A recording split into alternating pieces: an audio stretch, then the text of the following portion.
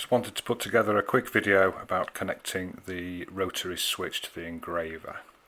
So first step is to remove the cable from the lower motor on the engraver and connect that to the black plug on the longer cable on the switch.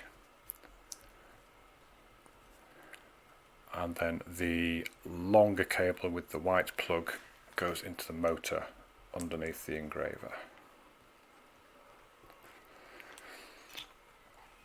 You can then pop the engraver back on its feet and the switch just clips on to the supports for the upper motor.